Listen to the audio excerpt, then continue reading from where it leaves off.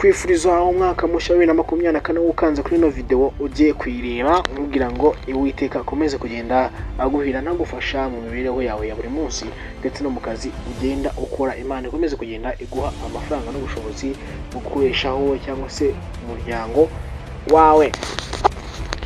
Yes, komeza no gukomeza rero abarwayi bari mu bitaro, abapfishije bagize ibyago, niba uri muri cyo cyiciro kwiyumva nkubwira ngo komeze kwihangana kandi umenye ko ariko isi imeze twibasakaye kuko isi yameza none natwe uko twabisanze.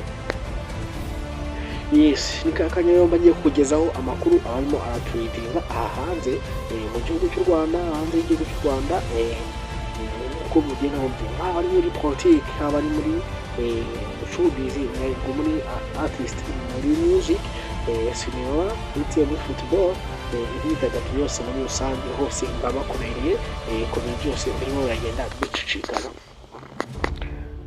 Yes, kugira ngo rero nikakanya uba ugomba gukanda subscribe aho hepfo kugira ngo habe n'indi nkuru gihite uyumva bitagoranye direct mu kanya nko kuguhombya ihite ikugeraho.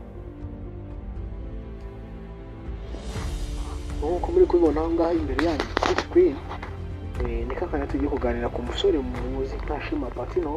Abantu bakomeje kugenda banikoma muri no minsi, ariko turaza no kugaruka ku kiganiro cyangwa se ku kiganiro yifuje ko yajyana na perezida cyangwa se kugira ikintu yamusaba ndetse yasha no kumuhira. Nabyo tugiye turaza kubigarukaho. Turaza no kumva amajwi cyangwa se amajwi muri icyo kiganiro kugira byifashe ndetse n'ikintu ariho arasaba abanyarwanda muri rusange.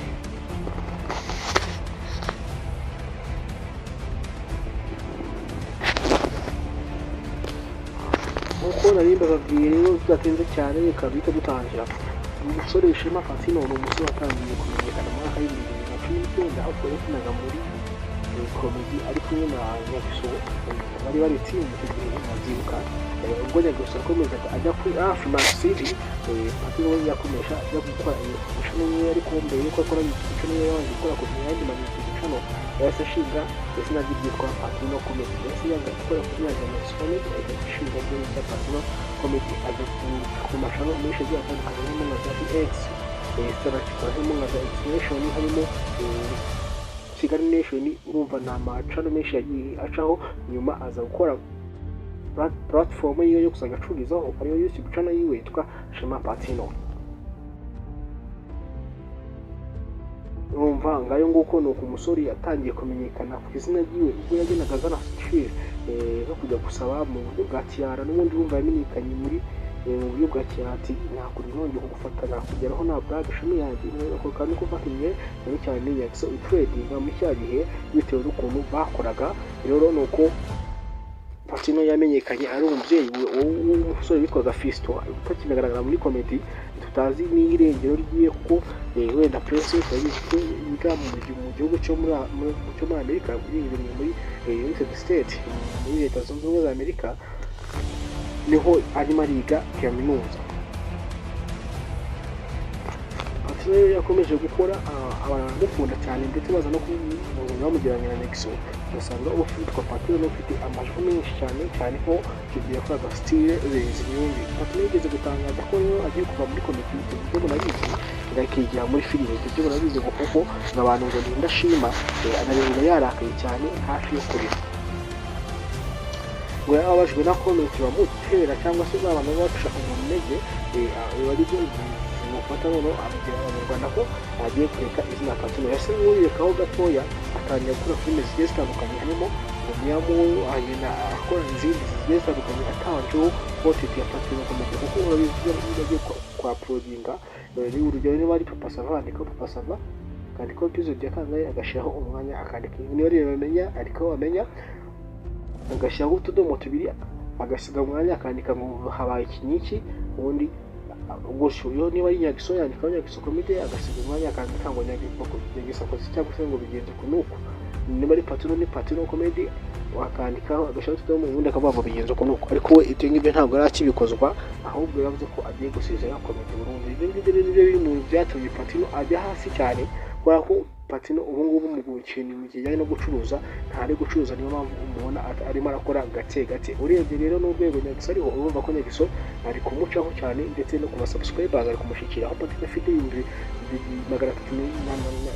366, urumva Nyagiso we aracyari 800 urumva ko arimo aragenda, urumva 280 urumva ko arimo aragenda amwegera, agiye kumushyikira. Kandi Nyagiso we akora buri munsi, niyo mubonye ukuntu akoze n'uno mwaka ugiye kurangira, ndetse bivuga ko bishobora no kuza kumuhesha igikombe, cyangwa se byaza kuba byamuhesha igikombe. Tudatinze cyane rero, Platini yabaye yasaba ijambo perezida, aramubwira ngo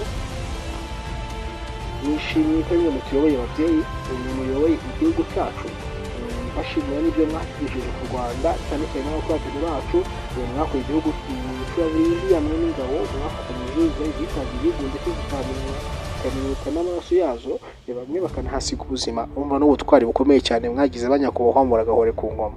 Ariko nanone ndisabira ikintu kimwe, nk'uko mufasha football mugafasha indi mikino yose igiye itandukanye ku isi, nk'uko rero nanjye ngira ngo murebe sinema cyangwa se ikintu cyitwa comedy mu gihugu cy'u Rwanda, nacyo mugishyiramo imbaraga, mu gihe support, ku buryo mwashiraho n'ishuri ryigisha, ku buryo abana tuba twabigisha nabo gukina comedy, cyangwa se bakazakora bafite impano yo kuba bakina comedy, nabyo bikabatunga, nabyo bigahabwa ijambo nk'uko indi mikino cyangwa se music uhabwa umwanya. Nkubwira ngo rero nk'uko yamubwiye, nkubwira ngo rero wakoze kumurikirana, ukande subscribe kugira ngo wongere ubone andi makuru. Ciao, Imana ikurinde.